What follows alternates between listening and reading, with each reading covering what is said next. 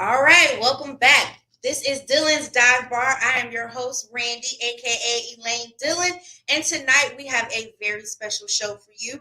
We are talking about dating on purpose, and we are joined with a very special guest, the dynamic, incredible pastor and preacher, Reverend R.L. Glover, who also happens to be my amazing daddy. So you guys have already met my mom. Now it's time for you to meet my dad, and he is going to talk to us tonight about how to find that special someone. We're also going to be talking about premarital counseling. So if you've never had it or if you are about to have it, you can kind of get an expectation of what it's going to be like. So we're going to be talking with him a little later on.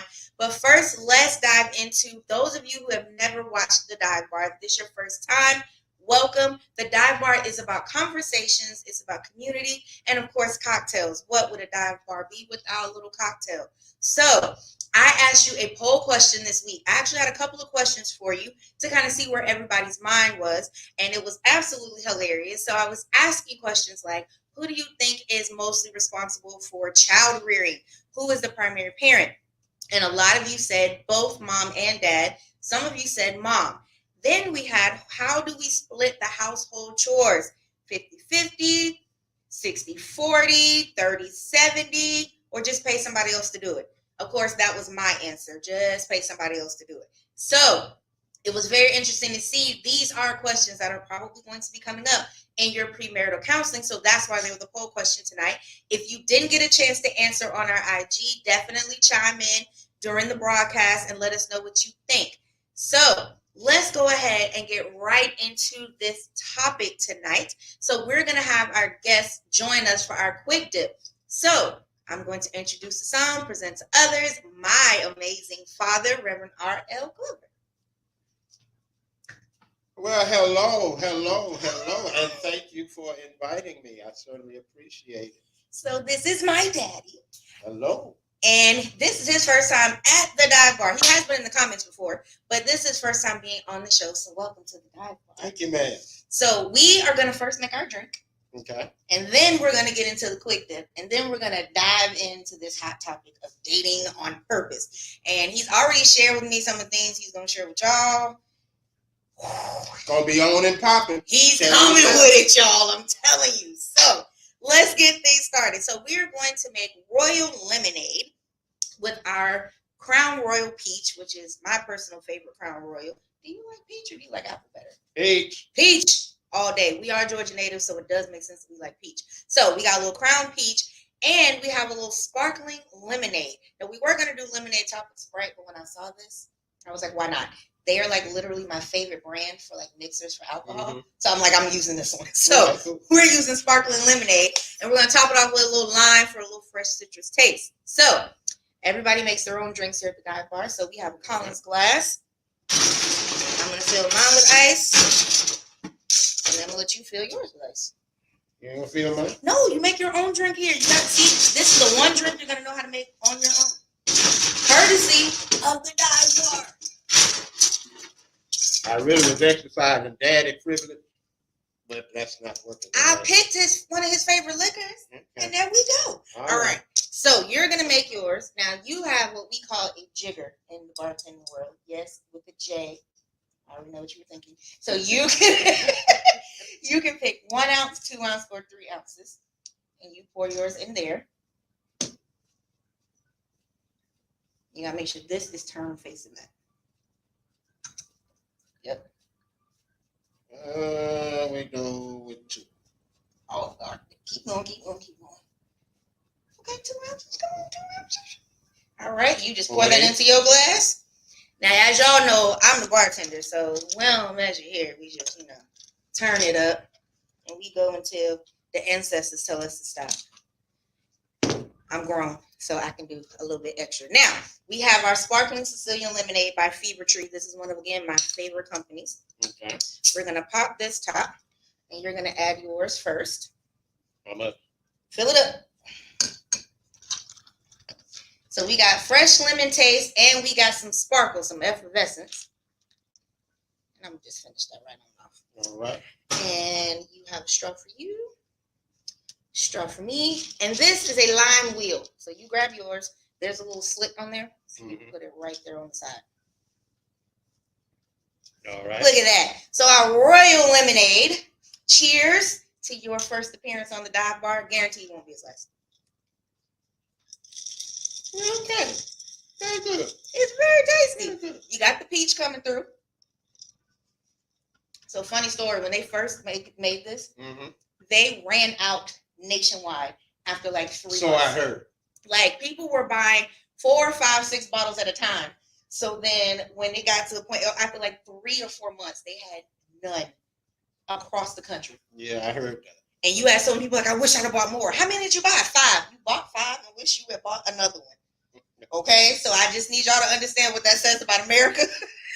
That it ran out of bottles. This is good though. It is. It is. This is good. All right. So our topic tonight, dating on purpose. Okay. So there was I won't say a young lady, but an actress, AJ Johnson. She did. She's now a life coach, and she primarily deals with celebrities, but she is now sharing that with everybody else with her IG. She did a video about love and how that's like one of the biggest topics. Heartbreak and love were one of the biggest things that people talk to her about. So we have a video we're going to show, and we're going to discuss it. So, Woe, if you will go ahead and put that video up for us. But it blew my mind that even with more people, the same theme kept coming up: love and heartbreak. And so I went to God, and here's the download. God said, first of all, we have to get more specific about our understanding of love. God said, we are love. So love is about what we give, not what we receive. Well, we know that, but then what's the behavior? God said, most of the time, heartbreak happens because we have unmet expectations. And the only expectation, come on, Jesus, the only expectation we're supposed to have is of him. God said, go to him with your heart and soul's desire and let him divinely decide how it manifests in your life. Oh my gosh. God said, the reason why heartbreak happens, oh my goodness, is because the love you're experiencing is not as deep as it should be. Because God love is soul to soul, not heart to heart. Oh my God. God said this whole unconditional love thing, it's because us as love, we're supposed to be giving to please God, and people around us reap the benefits of our godly behavior. You feel that? So whoever's supposed to be loving you, if their focus is loving God and pleasing God, you'll just reap the benefits of that godly behavior. You follow? Oh my goodness. You know how Beyonce said, you won't break my soul, not you won't break my heart. You feel me? So y'all, this week, what we have to do is practice the giving. Practice understanding that the love we're supposed to give should be pleasing in God's eyes. And that way, God will deliver a soul-to-soul connection. So that spoke to me, and I actually commented on the video, and I was like, that just gave me a totally new perspective. And she was like, good, go live in that new perspective. And I was like, oh, well, yes, ma'am. I felt like a charge. Okay. So first, talk to me about what your thoughts are about that video. The first thing that hit me was unmet expectation, which I totally agree with. In fact, when I talk to people in terms of marital counseling or premarital counseling, that's the first thing I deal with is expectation. And she's correct that it is disaster when expectations are not met. But she did get out there. So there's some of that other stuff. Now, I will say one of the things that got me was when she was talking about how when we love God correctly, that people around us benefit from that. And I think a lot of us, when we think about love, we're always only thinking human to human. Mm-hmm. But we're thinking us to God, but we don't think about how the two are connected. And we don't think like if we love God correctly, then we'll be able to love those around us correctly. And it reminds me of the scripture where Jesus like love God and then love your neighbors. Mm-hmm. So Jesus told us those were two directions, up and across, that we have to love. And I think a lot of times we act as if those two are disconnected. And we have to remember that they are connected, especially if you're a child of God. You can't love God and not your fellow man. Isn't that what the Bible says? Yeah, that is true. Love God who you've never seen and then hate your brother who you see every day. And they used to get on my nerves when I was a kid, and I would think about arguments between me and my siblings, and I'd be like, I can't say how mad I am at them because I'd be like, I can't love God and not love it. Ooh, and it always seemed like you used to preach that when we were having arguments. And I'd be like, ooh. Well, that's the time for me. When I tell you, rolling my eyes in the pews, y'all, rolling my eyes. He never saw it. But still, that always. You better be glad. I do have a very healthy fear of both of my parents. It's respect and love, but there's slight fear, absolutely. Until he started dealing with his grandkids, and then he is just mush. But we're not going to talk about that kind of hypocrisy. That's the way it ought to be. I'm out of the parenting realm then. So when I spoil them, then I give them back and then let the parents deal with them. I just want to point out that this same man that I feared and still fear at 40 was giving out Oreo cookies at 7 o'clock in the morning to his granddaughter. Okay? She had a healthy appetite. She asked for a cookie. I remember being told no on a regular basis. We rarely hear that word with the grandkids. But again, we're not going to talk about this hypocrisy of grandparent life. What we are going to talk about is dating. So, premarital counseling. So many people think premarital counseling is just, a tiny little speed bump on the way to matrimonial happiness, to satisfy the pastor who's going to marry them. Let's talk about the significance of premarital counseling. Why is it so significant? One, to do it, and two, to take it seriously. One, to do it because there are things that are discussed and discovered in premarital counseling that people were clueless of before they walked in the door. So why should they do it? Because if two people are to get married, they ought to be concerned about God's way of doing it. Okay. So, and folk like to get married in church, but they care less about how God feels about them getting married. Or the rules that God lays down in terms of how that marriage is to operate and how they ought to operate within the boundaries of it.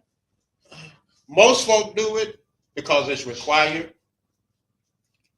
The question is, when it's over, do they pay any attention? No. I hope so. Well, they don't. Because, we talk about this, and they say, like, I never thought of that. One thing, and we'll get into this later, one thing I really, really get into, and that is conflict resolution. Conflict's going to happen. You're going to get pissed. Can I say that? You can. Then the dive bar is the safe space. You're going to get pissed off. Right. But the question is, how do you get through it? How do you work through it and work through it effectively? Without damaging the marriage. Right. So I give them these things that they ought to do. And then when the conflict comes up, they revert back to all that other stuff they did prior. They just forgot all the homework, all the lessons. Because they only did it because it was required. Now, I will admit, there have been some that have come and have listened and have implemented. There have been some. Bless the Lord, there have been some. So, but it can work. Okay. It can work. I love it. All right, so we're going to take our first break, and then we're going to sit down and talk about this premarital counseling thing. So, for those of you who are with us, I hope you got your drinks. Get some pen and paper ready, y'all, because I'm telling you, he's about to drop. You will need it. He's about to drop some stuff on me. You're going to be like, what? Yes, it's just that deep. So we are definitely going to be diving into this topic. So stay tuned. Don't leave us. We will be right back at Dylan's Dive Bar.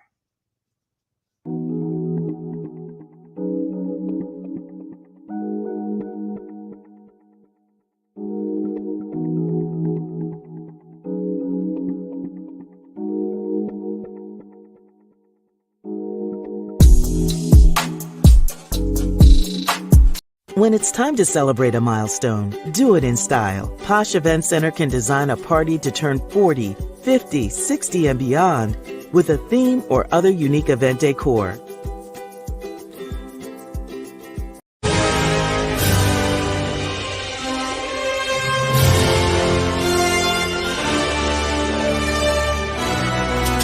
Canvas.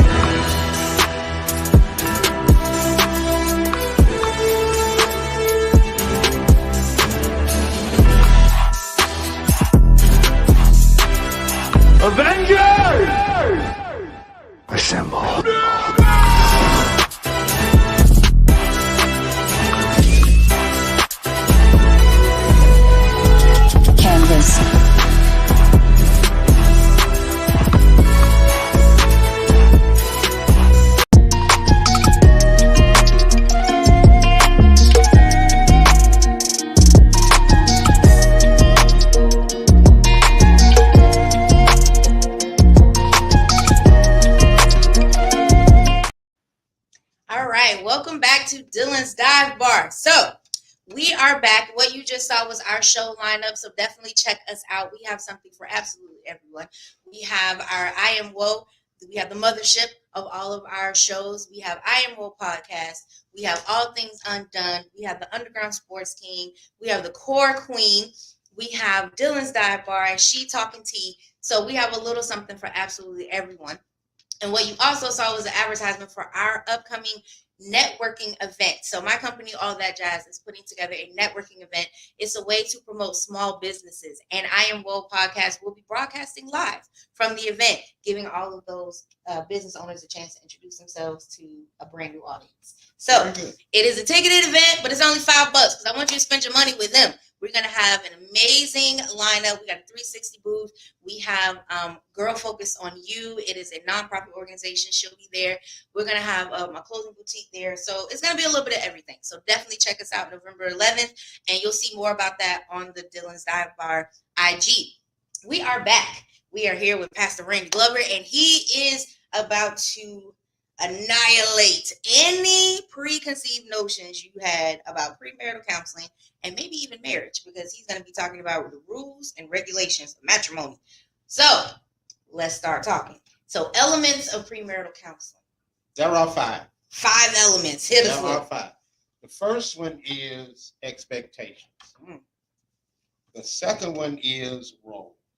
Okay. The third one is communication. The fourth one is conflict resolution. And the fifth one is intimacy or sex. All of that. All of that. And we talk about all of that. Okay. We talk about all of that. We take the gloves off. And if one of the other partners are ultra sensitive, they're gonna have a problem. We take the gloves off. This is the time to be open and honest. But let's start with expectations. Expectations. All right, this is the first one. In fact, that is where I begin each time. And that brings up the initial problem. Okay. Simply because all of us have expectations, but few of us communicate them. Okay. So here's what I do. I have the potential bride and husband there. And I say to them, what I want you to do, potential bride, turn to him and tell him what you expect of your husband. And likewise, I say to him, turn to her and tell her what you expect of your wife. Here's the problem. Everybody has expectations, but nobody communicates them, but they expect them to be met. Now the question then must be asked and answered. How can you expect me to do something and you never told me what you expect me to do? Right. For an example, the husband may expect her to cook every day. Have a hot meal on my table when I come in the door. Well, she may not want to cook every day, but he expects her to. Wow. In like manner, she may expect for him to bring in all the money. I want to be a housewife. Let me stay at the crib. I'll clean, I'll cook, I'll do all of that. And, she expects that. So then when they get married, he said, baby, I need you to get a job. I wasn't expecting to get a job. I wasn't expecting to get a job. I thought you were going to, you married me. You're going to keep me. You going to take care of me.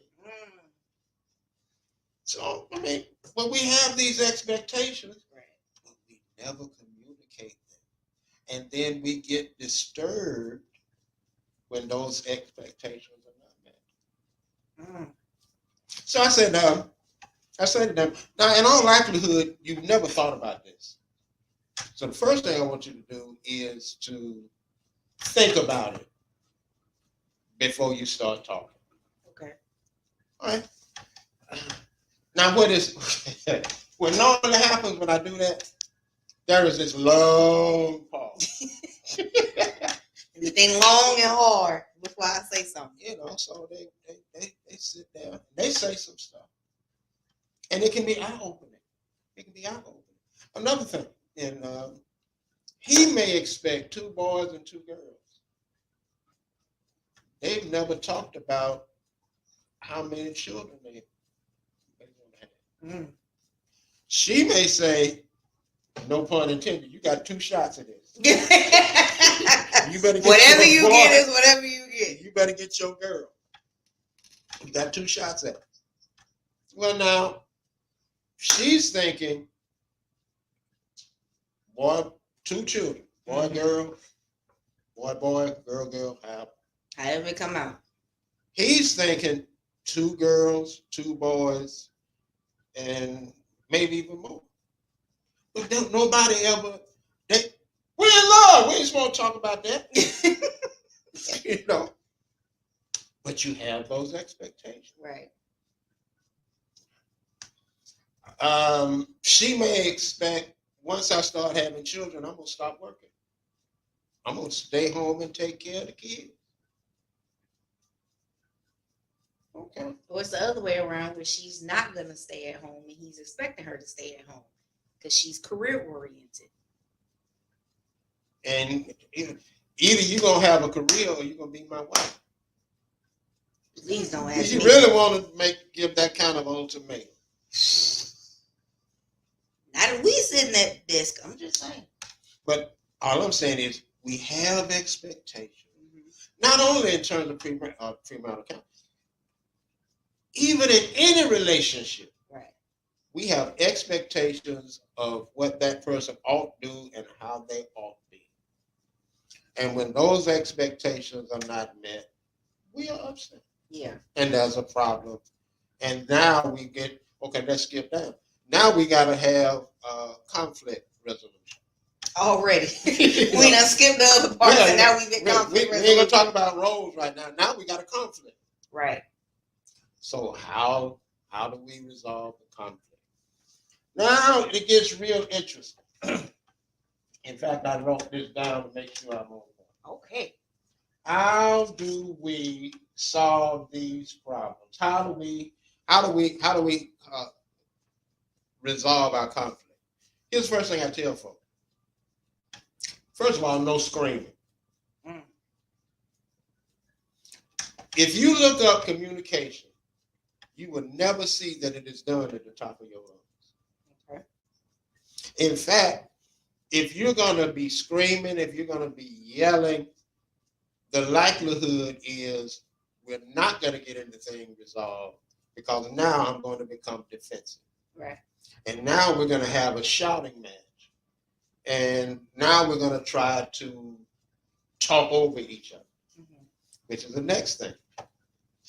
If we're going to resolve conflict, there should be no interruption while one is talking. Don't interrupt me. Let me finish. Okay. No, I got to make my point. You got to hear what I got. No. First of all, you're going to talk calmly. Second of all, you're not going to interrupt. Right. Here's the third thing. No name calling. Did y'all hear that? No name calling. Big star. No name calling. If you ever want to start a problem, call me out of my name. Problems have arisen. Call me out of my name. As you make comment or as you seek to resolve, and I'm going to actually put communication somewhat in this together. I don't want to say anything to you that I don't want you to say to me. Right. So whatever I say, I need to say it in a manner that does not hurt your feelings. So that means that I'm going to have to weigh everything I say. Right. And normally when we are trying to resolve conflict, we don't take that kind of time to weigh our words. Yeah. You know, words have power. And I'm sorry does not always erase the damage done during the conflict. Right. Because the person is going to actually feel like you actually got a chance to say what you really feel. So you're saying I'm sorry doesn't take that back because that's really what you meant. Right. And while everything is good, you aren't going to say that to me. But when you get disturbed with me, that's when you're going to say it. So then, now y'all know I'm a Baptist preacher. They knew that when they invited me. Yes, I knew it. I knew it. This book says, be angry, but sin not. Here's the question. When does anger become sinful? Now, we can become angry. God doesn't have a problem with us getting angry.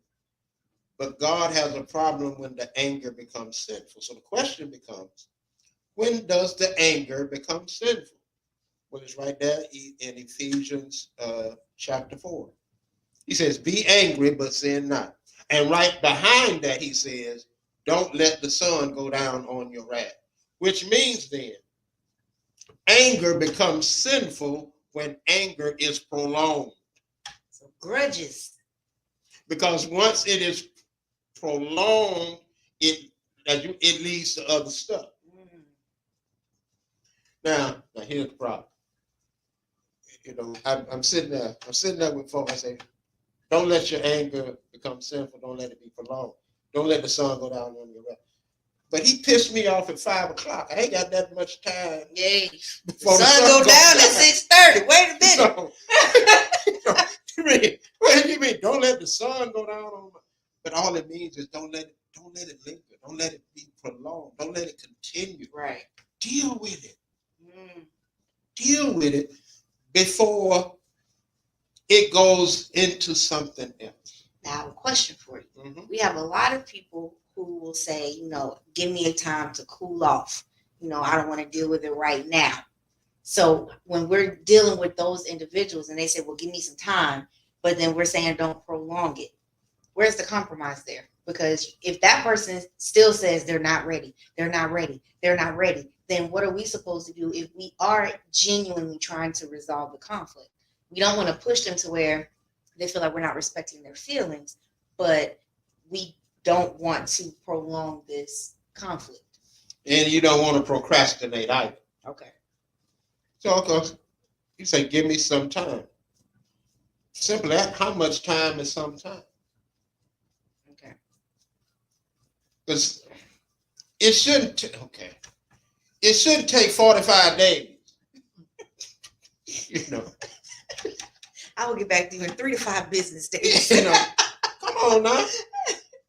Anything, if it's important to you, right. That's the key. Okay. If this relationship is important to you, if our getting along is important to you, if our coming together is important to you, then here we go. Then you will get control of yourself. Because more often than not, y'all knew I was a preacher when you invited me. More often than not, when you don't want to deal with it, it's because you're out of control. And you have no control over your feelings. You have no control over your thoughts. You have no control at all. So when you're out of control, you can't come to any resolution. And for those of you who are not sure, self-control is a fruit of the spirit. So this also leads to people being equally yoked in their spirituality. Because as two Christians, we can't say, oh, I lost control and think that that's an excuse, or I was angry. It wasn't me, it was the anger talking. That's when it becomes sinful, when we lose control in our anger. Now, you brought up something. I did, and You I know did it it. on purpose. And I thought you really thought that was gonna slip by me. Nope, not at all. I knew what I was doing. I know my daddy. She's talking about be not unequally yoked. Should a Christian date, marry, get the hookup with a non-Christian? Oh, sucky now. Cause see, what y'all gonna say is, I'm gonna change him. I'm gonna change. My love gonna change him. No, no, it's not. It is not. It will not. What happens when you put oil and fire, or gasoline and fire together? Boom! It's a problem. It's a problem. It's a serious problem. And even when you talk about children and raising children, you're a Christian, you are marrying a non-Christian or dating a non-Christian. You have no equal ground. How can two, your Bible says, how can two walk together unless they agree? And you gotta agree on the important things. And a relationship with the Lord is number one. Number one. I threw that in there on purpose. So since you threw it in, and since we're making the gumbo, let's stir it up, Daddy. Let's stir up the gumbo. Stir it up, Daddy. You know, if you are a believer, and I don't care how fine she is, I don't care how handsome he is, how much it look like they got it going on. If y'all are walking in two opposite directions, you will never get to the same place. We're going to pause for the calls. I saw comments coming up on the screen. Whoa, talk to us about these comments. And if there are questions, let's go ahead and get to those questions. Well, if I may, we just having a little bit of church over here, really. You know, when you get a preacher, I just had to go ahead and put that quote up real quick. Anger becomes sinful when anger is prolonged. I want to make sure people see that. Yeah, absolutely. There needs to be more emphasis on that, because a lot of people tend to drag out that process when it comes to conflict. So yeah, definitely wanted to put that up. But other than that, we just having church. Let them use you. Let them use you. So let's definitely go back to the prolonged anger. Okay. Because prolonged anger and grudges, especially in a relationship, or in this case, a marriage, dating, you can break up and then maybe decide to come back together or whatever. But when you're talking about marriage, this is commitment. Now this is beyond, I love you, or I like being around you, I like being in your presence. This commitment is, even when you were getting on my last nerve, we're still married. And you still are honoring your marriage, honoring your spouse. And if you have prolonged anger, let's talk about how that conflicts with commitment. I need you to be committed to us. And when you are committed to us, you will not allow anything to damage us, even if it's your anger. So that's why I say we gotta get some kind of control. We gotta have some kind of control, because now I have to make the conscious decision. I don't want to get over it. I want to get past it, in the sense that you are more important to me than what I'm mad about. So it's more important to come together and be committed than it is to be right. Absolutely. Because, and that's the whole thing. If something's going on between us, there ain't no right.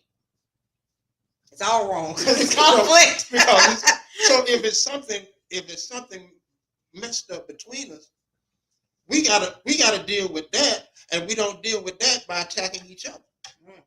Let's talk about the resolution part of conflict resolution. So when we resolve it completely, There is no throwing it back in each other's face later.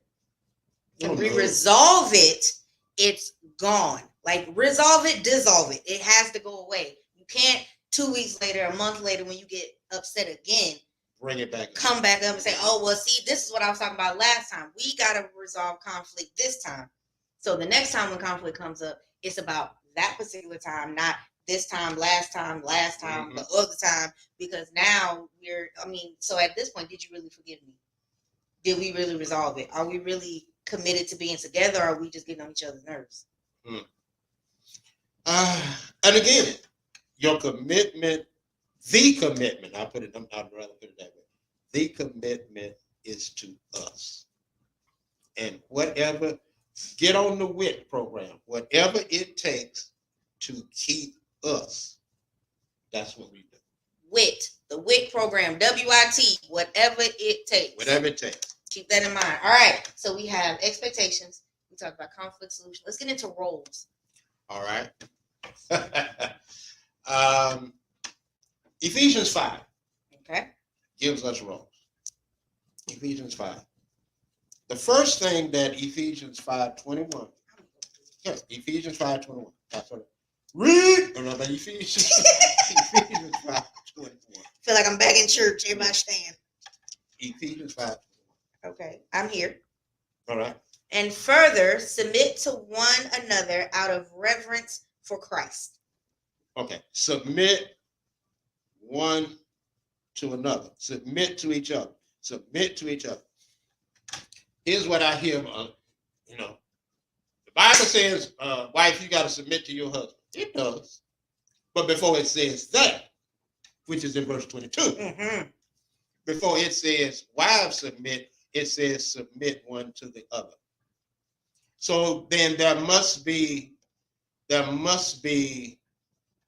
some self-sacrificing on both parts. Okay. And again, that's why I'm committed to us, because I'm now willing to sacrifice me for thee. Now, a lot of people will talk about the submissive woman. That is a huge thing among women. The submissive woman, the feminist, all those kind of things. And Candace Bure, she came under fire, saying that one of the reasons her marriage has been so successful over 20 plus years is because she is a submissive wife. And a lot of feminists attacked her and talk about she was sending the wrong message and it was old school. And she said submissiveness, meekness is not weakness. That's what she said. So let's talk about that, because you have so many independent women and the strong woman and the year of the woman and I am woman, hear me roar, blah, blah, blah. How is that conflicting when we start talking about submissiveness and the misunderstanding that people have with that word? First of all, submission is not a bad word. Okay. Submission is an excellent word. Because guess what? Submission requires self-control. Okay. Now, okay, y'all gonna get mad at me. But They ain't gonna tell you. But y'all ain't paying me no way, so it doesn't matter. The independent woman, that independent woman, don't need to get mad. Oh my. If you that independent, you don't need to get mad. Stay to yourself. Marry you. I take thee me. If you independent, stay with you. Okay. Don't force somebody to have to put up with your crap. Okay. If you want to be that independent, if you want to stand alone, then go right out there and do it. But if you want to marry, the correct definition of marriage is when two become one. Right. So it ain't no, I'm an independent woman. No, you're a married woman. And if you're a married woman, then your independence is gone. Because you're not dependent on your husband. Because you're not dependent on you. An independent woman, according to what I've seen, she only depends on herself. Right. You know, like an iron woman, hear me roar. That means she's only concentrating on herself. Okay, well, that kind of attitude has no place in a marriage. It's going to doom it from the beginning. It got to be about us and not you. Or it got to be about us and not me. Okay. And that goes for the man as well. You know. Come on, bro. You gonna tell me what to do? You ain't answering to nobody. Submit one to another. And when we talk about this, there are individuals, myself included, one of the apprehensions we have about marriage is losing who we are as a person, not necessarily the independent part and being dependent on your spouse. But I don't know if, and I may be wording this wrong, I don't know, but like being Mrs. such and such, and it's his name, that kind of thing. And now I no longer feel like Randy, the person that I have been now for 40 years. And now all of a sudden I'm a wife. How do I lose that? Am I making sense? Mm-hmm. So how do we, because I mean, the desire for marriage is there, but you've been you for 40 years.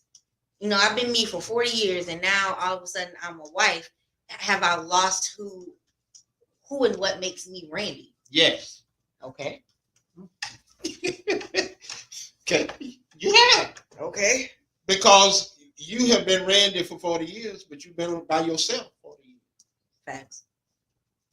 Now you are no longer by yourself. Okay. Now there has been a union. There has been a coming together. Okay. What part of your body can you separate off from you? No. It'd be extremely painful if you did. You just keep all this together.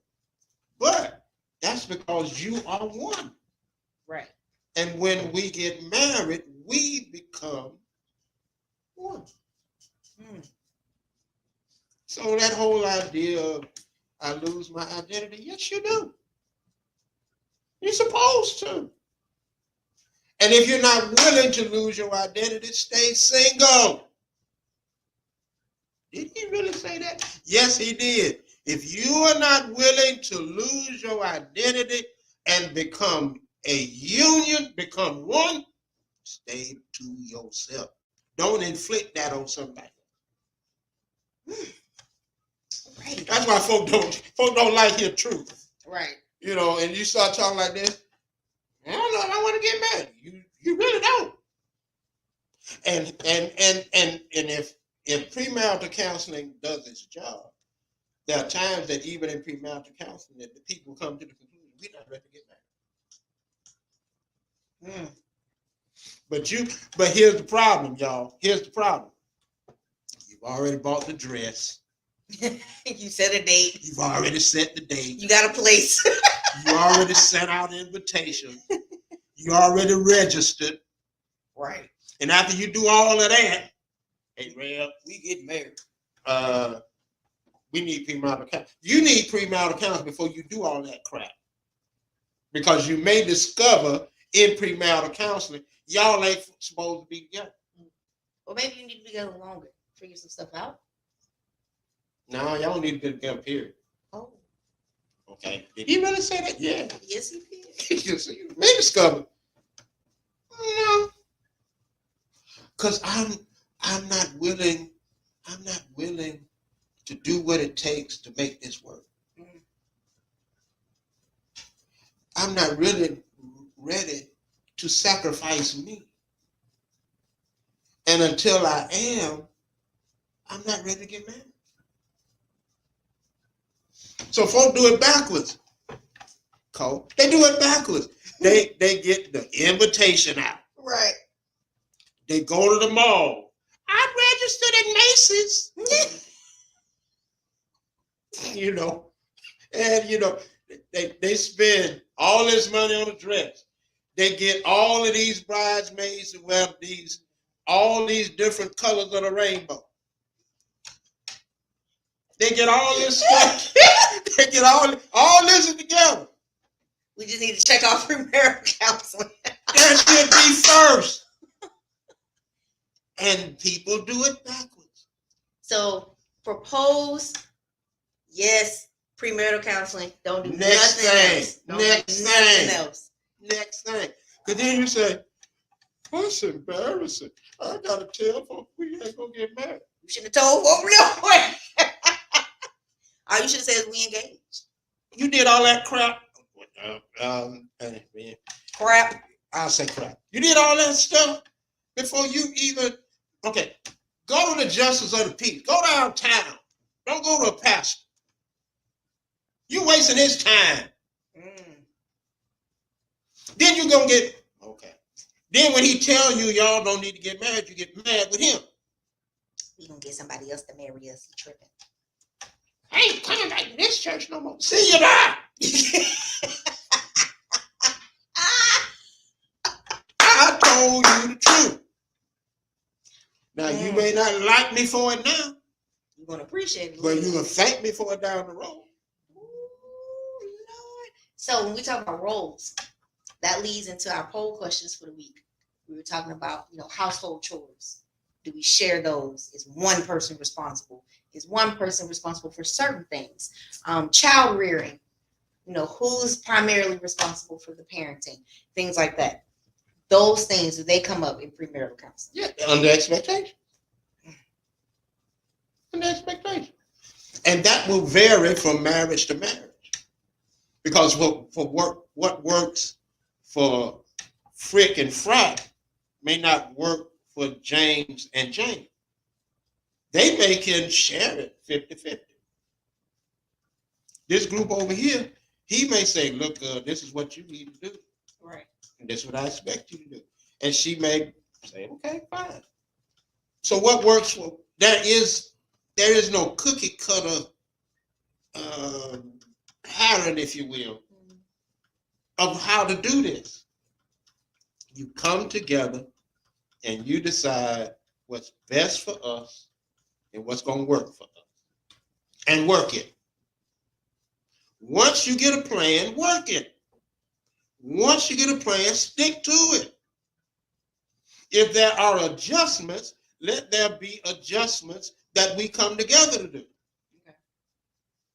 Now, what about if they already have kids together?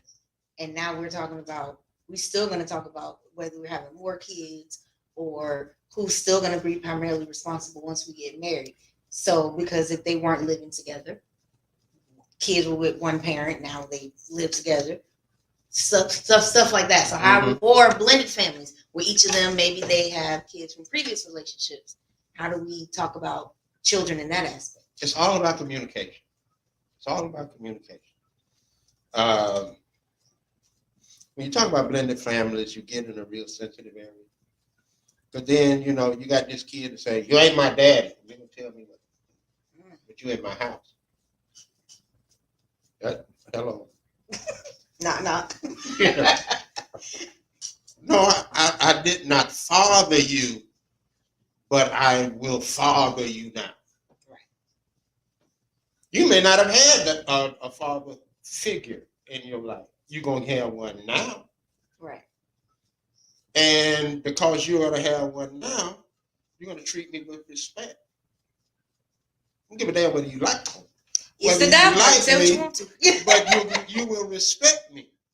Now, do you recommend at some point children being a part of pre-family or whatever counseling so they can start to understand, especially if, let's say we're doing blended family and that child has never had a father or not had a mother and now they're about to get one. Do you recommend them having some kind of counseling so we can start to understand? Absolutely. Absolutely. Because a lot of times what happens is folk get married and they don't take into consideration the feelings and needs of previous children. And they are a part of the union. Don't overlook them. Right. You can't just say, we get married. married, but you don't matter. Well, yes, I do. Because I'm going to be in this home. So, and see, here's the real deal, y'all. Here's the real deal, y'all. A lot of parents don't want to listen to their children. We getting all the way into this tonight. They don't want to listen to them. Danger, Will Robinson. Danger, red flag. Because they have feelings. Mm-hmm. They bring something to this. Don't ignore them. Don't ignore them. I'm not saying you gotta bend to them, but don't ignore them. There still has to be rules. There need to be ground rules set. But they really need to be a part of the process. And it is a process. You got to treat it as a process. Absolutely. All right. So we talked about expectation, talked about roles, communication, conflict resolution. We're going to get down to this big one, y'all. Sex, intimacy. Okay. Since you picked it up, pick it up. I got it.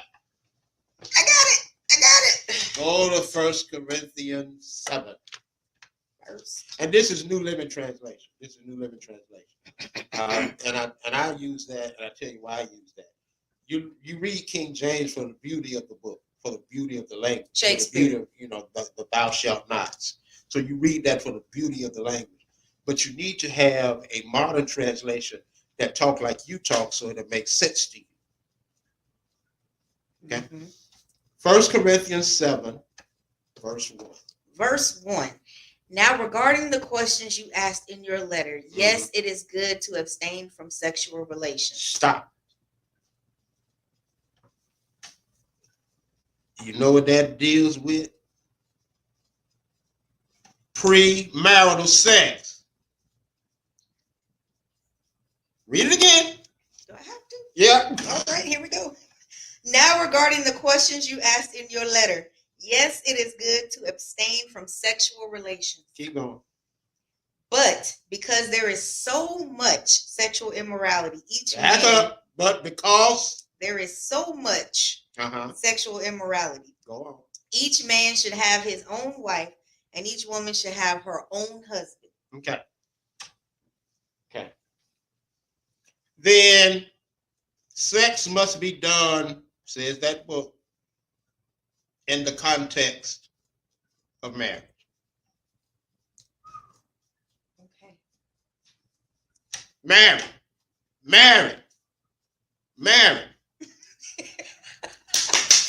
Pay attention. Married. So then that would suggest then that there should be no premarital sex.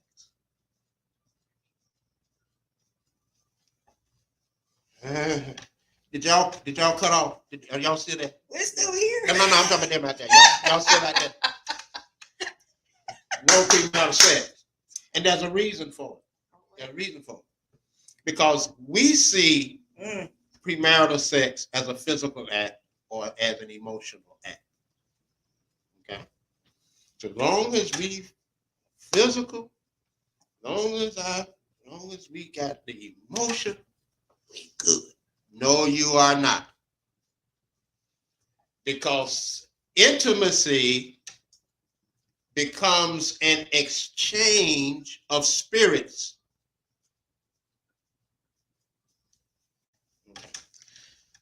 I told y'all he was bringing it to y'all. An exchange of spirits. So then, when you are intimate with somebody, you become intimate with everybody they became intimate with. Woo! Glory. And that is. I told y'all he was coming with it, y'all. I'm gonna take a sip for everybody. You become intimate with everybody they have been intimate with because they're bringing all those spirits to the bed. Lord Jesus, who did you go to bed with last night? And nobody asked that. Come, since you, okay. When you meet that fine fella, that fine woman, you don't ask them how many people they've had sexual relations with. but you need to know. Mm. And if you, Lord have mercy, and if you ask them and they say, I have no idea, really, Ooh. you gonna tell me you have no idea how many people you have been intimate with. You telling me you have no idea how many people you have sex with. No idea? No idea?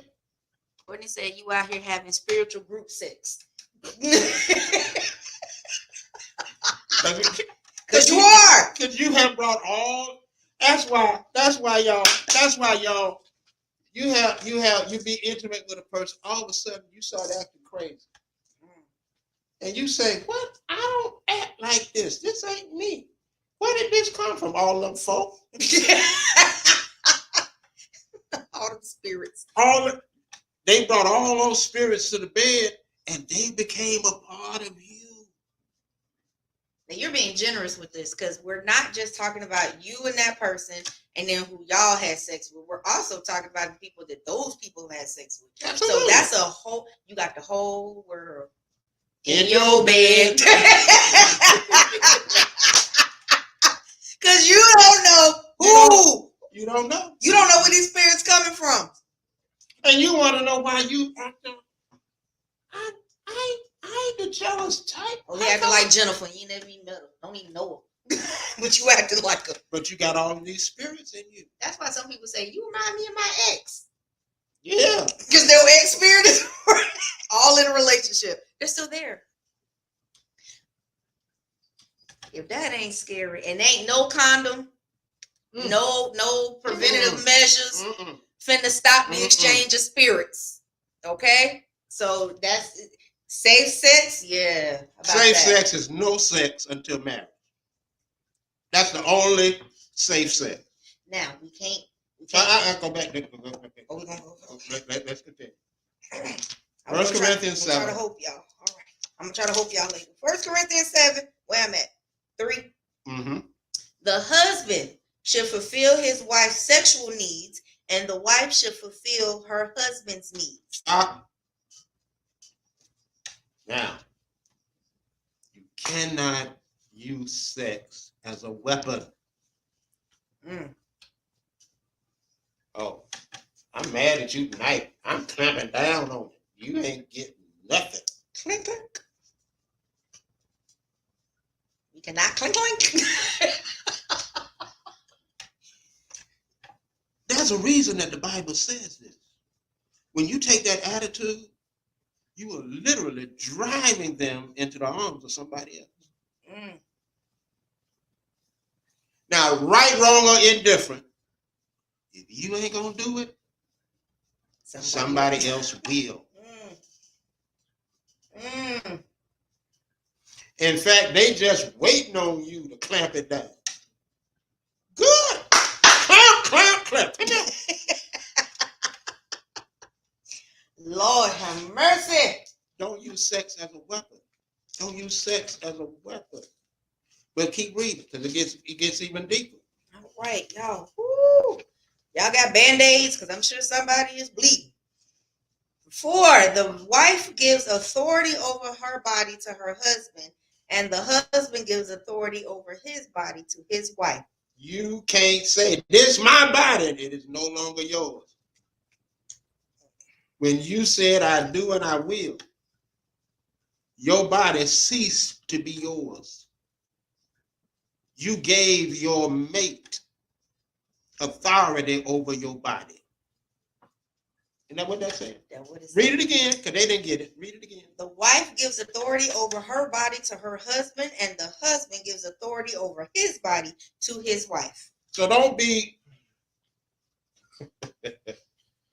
going out there sharing with somebody else what belongs to somebody else.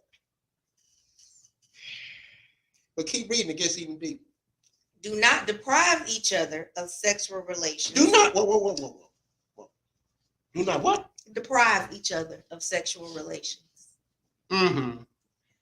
Unless you both agree to refrain from sexual intimacy for a limited time so you can give yourselves more completely to prayer.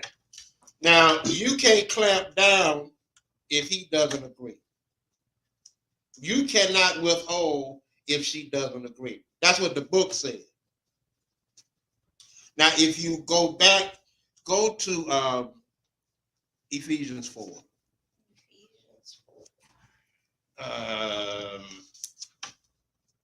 It says, well, I'll tell you what, don't worry about it. Okay. It said, don't give place to the devil.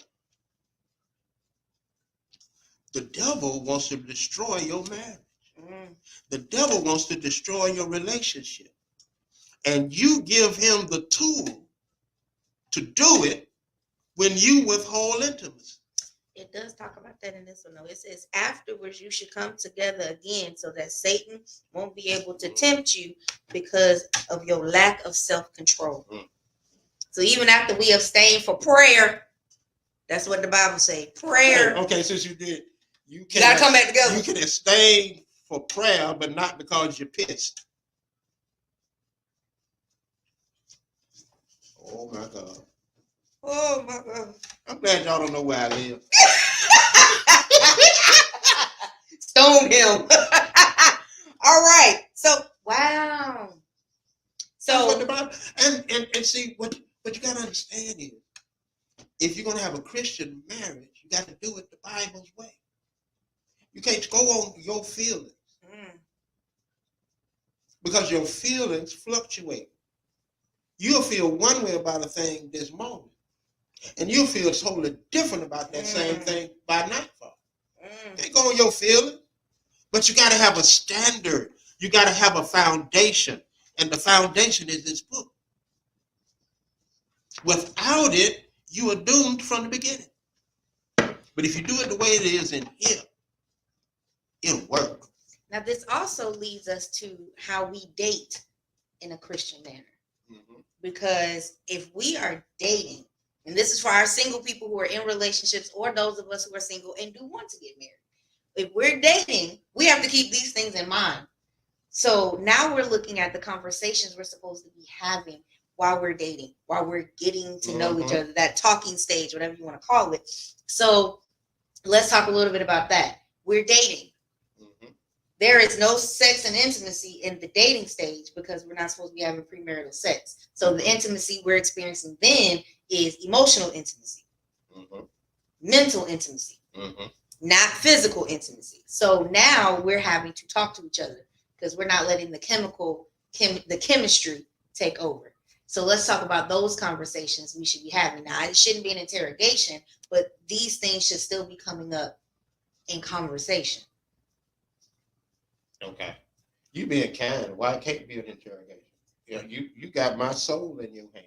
You got my life in your hand. Why I can't interrogate? Why I can't ask you some questions? I need to know what kind of credit you got. Oh, I didn't bring that up. You sure didn't. If you can't buy a stick of gum, I need to know that.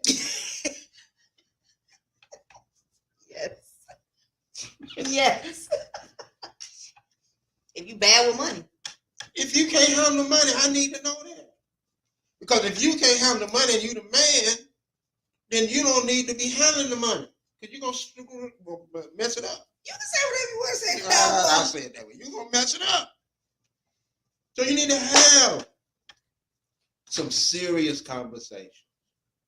Now, about what movie you like? Who cares? Now, I will say one of the questions that I've asked once we get to the point where we decide, let's see, put the spotlight on them. One of the questions I've asked once we decide to be exclusive is, have you ever been violent with your partner? Very good question. Have you ever been violent, or have you ever hit? I asked the dude, have you ever hit a woman? And I've had one, he said yes, he was defending himself. She hit him over the head with a bottle. So he pushed her. He should have.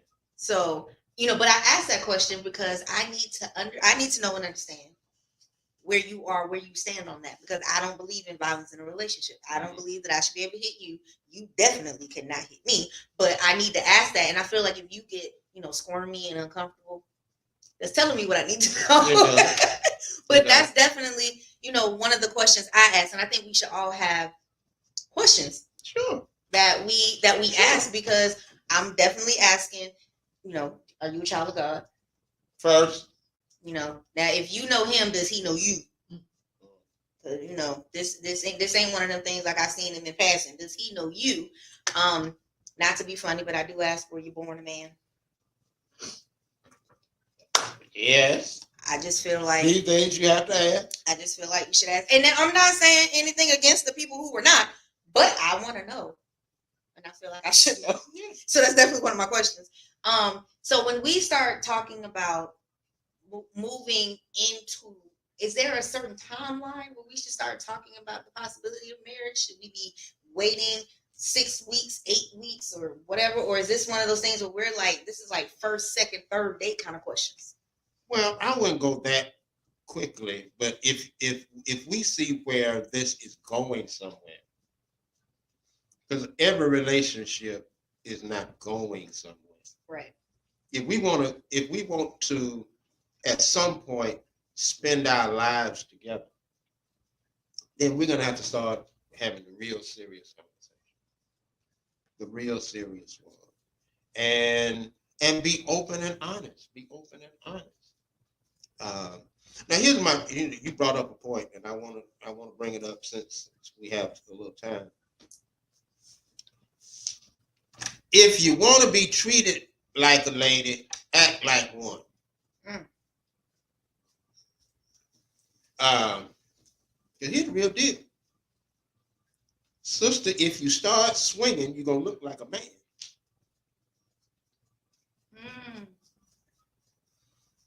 Don't be talking about, I'm a lady, you can't hit me. But you hit it first. You did. You opened the door. I don't advise, y'all get physical. But if you don't want to be hit, don't hit. Absolutely. And then hide behind being a lady. Because you're not a lady now. Right. Facts. And see, and the world treats it differently. Can you imagine this? He don't want to beat your behind, so he calls the police. The police arrive and say, "What's the issue?" And then he says, "I didn't want to hit her, but she was hitting me." And the police say, "Oh, you can't handle that?" They make fun of him. You a man and you can't handle that? Come on now. But then if she called the police, no real man hits a woman. Or if they walk in and as a result they see one scratch on her, they take him to jail. She started it. Right. And honestly, there are, I think they said the last statistic was 2% of domestic relationships, violent relationships. The man is the one being the victim from a woman. I'm not talking about two men, I'm talking about a man and a woman. And a lot of them either end up dead or in jail because he snaps and then she has to defend herself. Or he snaps and she ends up gone. Mm-hmm. And a lot of times the world does not give them any grace, any assistance whatsoever. It's either, dang, you can't handle that, you a weakling, or, because let's look at Chris Brown, Bow Wow. Chris Brown has been raked over the coals for what happened between him and Rihanna because she started hitting him. He defended himself. Okay. Bow Wow had a girl hitting on him and he did not touch her. He had scratches all over his face and all this stuff. And they raped him over the coals like he was a punk. And he let a woman beat him up. At this point, it's a no-win situation. It is. Because you got Chris Brown fight back and they're treating him like he's a monster because he defended himself. But then you got Bow Wow being treated like a wuss because he didn't defend himself. And it's like, at this point, what is a man to do?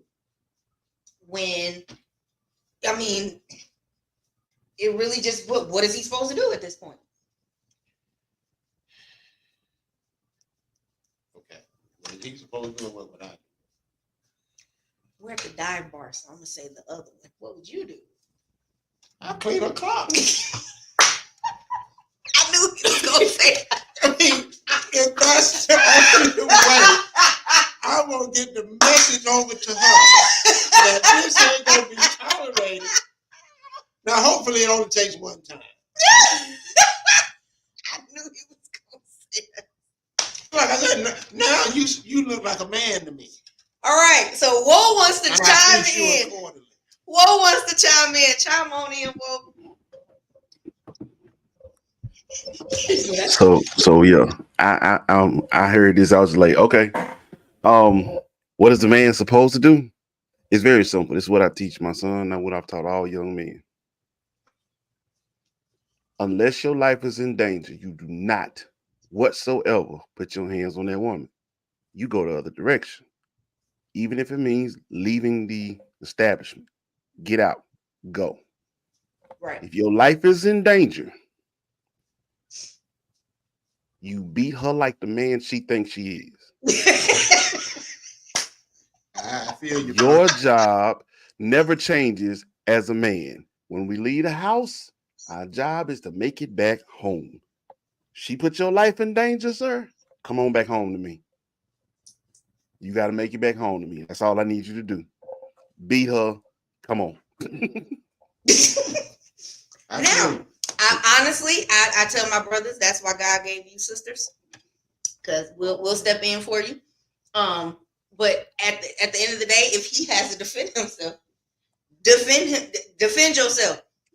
Okay, Save but yourself. once you put yourself in that position, swinging on them, he has to defend himself. Change the whole thing. Change the whole thing. Like you got a knife, you got a gun, broken glass. All right. Your name just went from Justina to Justice. Let's go. And defend at all costs. Let's but go. You know what, bro? On the real deal, some of these women won't let you walk away. On that note, bow out. That's a sore subject for me. It is. It is. So it is a sore subject for Woe. But what we will talk about is that it's true, though. There are some women who do not know when to quit. If that man is walking away, your best bet is to let him cool off, let him have his time. You walk away. At some point, somebody has to grow up. But wait a minute. While you doing the fighting, swinging, you need to cool off. He don't need to cool off. He cool. Right. He walked away. He's in control. Mm. So if anybody need to cool off, it's her. Facts. Fact. Ladies, we cannot hide behind being a female when we acting like a man. They're gonna treat you like one. So my father, as you can see, I was raised by a man who said, if you don't want him swinging on you, don't swing on him. You know, because I'm not gonna start it. I'm the cool one. You know, because I'm not gonna let you upset me to the point where I'm gonna be screaming with you. If you start screaming, I'm gonna just stand there and look at you. Right.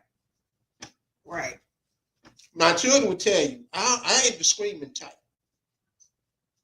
They say I'm the what y'all say, Martin Luther King. You know, I ain't gonna, cause see, get this. I am not going to give you that kind of control over me where you make me lose it. You ain't that important. So I'm not gonna allow you to make me lose control of me. So I'm gonna be cool. I'm you know. And he finna stare at you the blankest stare. When I say the blankest, this one right here. This one right here. That he's looking at you. You already got him. Or he'll do one of these with his hands. You ain't getting nothing out of him, I'm telling you. So let's talk about people who cohabitate before marriage because they want to test, they want to see if they can live together before they get married. Boom. Boom. There's no commitment to that. There's a C so word. All you got to do is walk away. Ain't no commitment. When you're committed, you'll stay there until it gets right. I ain't got to test nothing. You ain't buying no car where you test driving the car. See if you want it or not. I mean, if you want the relationship, then you with the program. You do whatever it takes. There's a word then, another C word, after commitment, that is compromise. Compromise really says, what do we do? What do we need to do to solve this and move forward? What do we need to do to solve this and become stronger? What do we need to do to solve this and grow closer together and grow even as individuals? That's what compromise is. And that doesn't mean that I'm always right. Because truthfully speaking, I'm not. And everybody needs to recognize there are times I'm wrong. Accountability. These are big old words tonight. Boy. Commitment, compromise, communication, conflict resolution, accountability. These are the big ones. All right, so we are going to take another break. And when we come back, we're going to play bar games. No, he's not. All right. I've only beat this man in this game once in my entire life. I was 17 years old. This is how important that was, okay? I called everybody and told them I did it. So we're about to set up our bar games. When we come back, we are still going to be with Pastor Glover. We're going to take your questions or your comments, and we're still going to talk. And we're going to talk about some upcoming things that he has going on. So stay tuned. Stay with us. We will be right back here at the Dive Bar. When it's time to celebrate a milestone, do it in style. Posh Event Center can design a party to turn 40, 50, 60, and beyond with a theme or other unique event decor.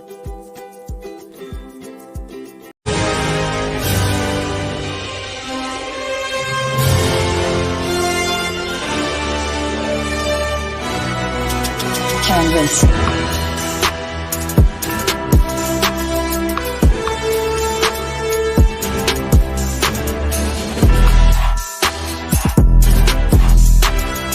Avengers! Assemble.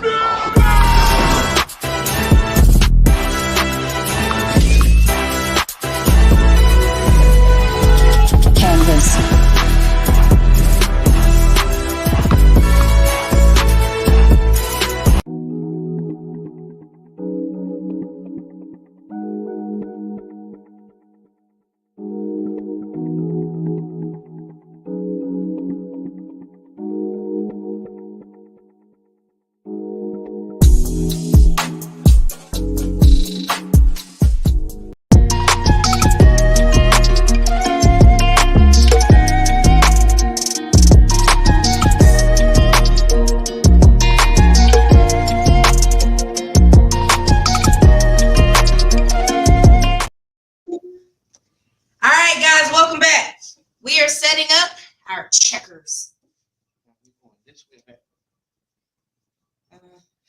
This one.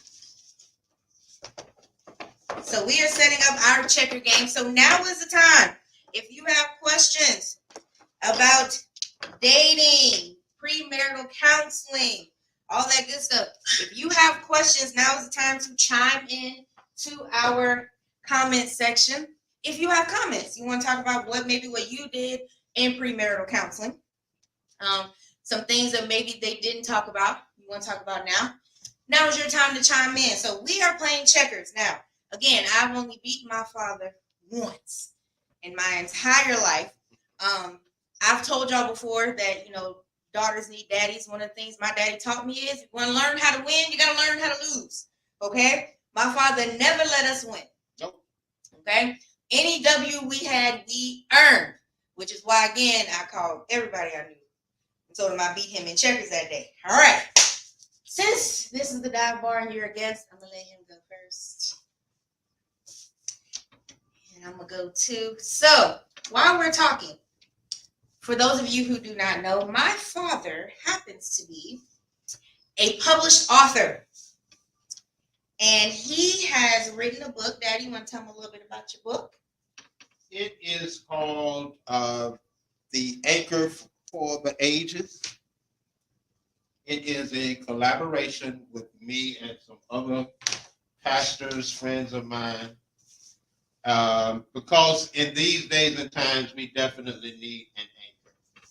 Who are some of those collaborators? Pastor Charles Nesbitt, My God, Daddy. Bishop G.T. Lewis, Pastor Willie J. Coombs, my cousin. Our cousin. Hey, fam. Yeah, so, and they all gave their insight and contributions to the book. All right, so talk to us about yours. Well, let's see. I did a couple of chapters. One on God's provision, and one trusting God's provision and trusting God when you don't understand. All right, so The Anchor for the Ages is a collaboration between pastors.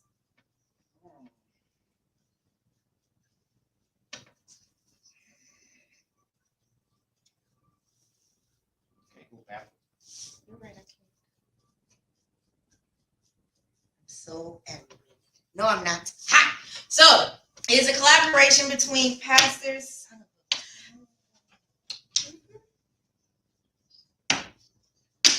And a couple of those pastors, I actually know all of them, but some of them have been responsible for shaping me as a person. In particular, Charles E. Nesbitt, that is my godfather. And I was as I've been getting older, I'm very glad my parents chose him and his wife, my Aunt JoJo, for being my godparents, because they have been super, you said me up, I already know it. They've been super influential in my life. We have a question. Just want to Oh, know. we got a question. What is it? Well, So where can a book be purchased? You would have to. They would have to get information to me, and I got to get some more in print. I have a few copies left, but you can email me at revglover@yahoo.com. REVGLOVER, and we can make sure that happens. Yep.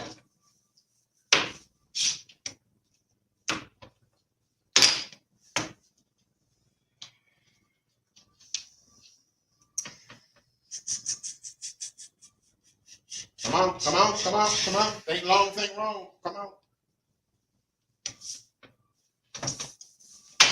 Yeah.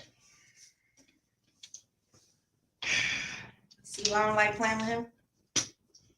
All right, so are there any other questions in the comments while we play checkers? They more admiration in the game here, you know.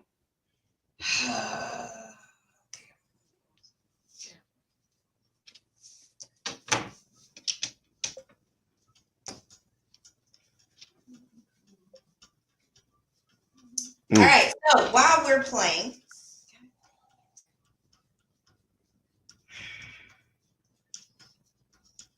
I don't like playing with him. While we're playing, I am going to talk to you guys about November 11th. It is our networking event called Cocktails and Connections. And it's going to be a collection of vendors, small business owners who are going to be coming together, presenting their business. We will be at Mirror Creative Studios. I'm screwed no matter what I do. Mirror Creative Studios in Decatur. The tickets are $5. You can go to our link in our Instagram, our bio in our Instagram page, and purchase your tickets. They're only $5 because I do want you to spend your money with our vendors instead of admission. And I Am Woke Podcast will be there. Crown me.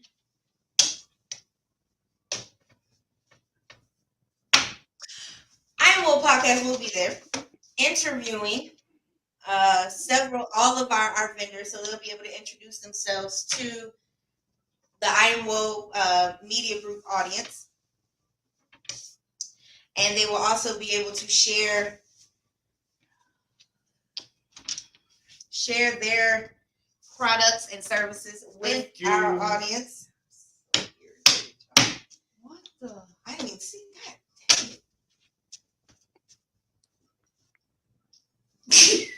I'm sorry. Yeah.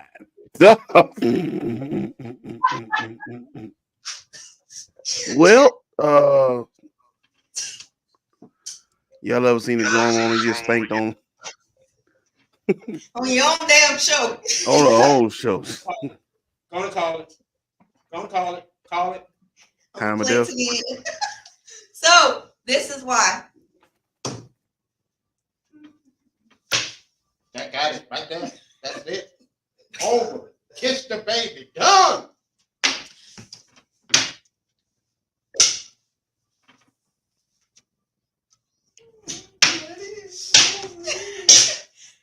And now y'all see why I'm as competitive as I am, because I was raised by this man here. So that concludes the dive bar. That was fun.